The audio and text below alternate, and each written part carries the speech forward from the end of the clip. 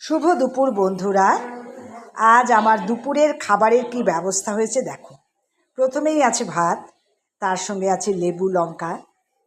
এটা আমি খুব পছন্দ করি, এটা আমার সঙ্গে প্রায় খাওয়ার সময় প্রায় আমি রাখি। আর এখানে আছে শাক ভাজা, নোটে শাক ভাজা, সিম্পল করা হয়েছে, কচি একদম শাকটা, কালো জিরে কাঁচা লঙ্কা দিয়ে। এখানে আছে থোড় ঘন্ট, যেটা কিনা তোমার মিষ্টি কুমড়ো ছোট ছোট করে কেটে এর মধ্যে দেওয়া হয়েছে থোড়টাকে মজানোর জন্য, এটাও খুব ভালো লাগে।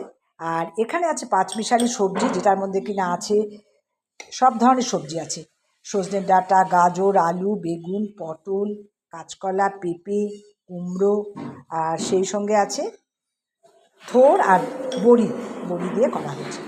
এখানে আছে ডাবল ডিমের একটা ডিম কষা করা হয়েছে আমার একার মতো, একটু আলু দিয়ে আদা পেঁয়াজ দিয়ে যেমন হয় ডিম কষা হালকার উপরে। আর এখানে শেষ পাতে চাটনি, আমের চাটনি, এটা তো আমার ভীষণই পছন্দের, হয় টক নয় চাটনি, একটা কিছু আমি রাখি সাধারণত, না থাকলে আমার আচার নিয়ে নিই। যাই হোক, এই হচ্ছে আমার আজকের দুপুরের খাবার। কেমন লাগলো বন্ধুরা জানিও। ধন্যবাদ।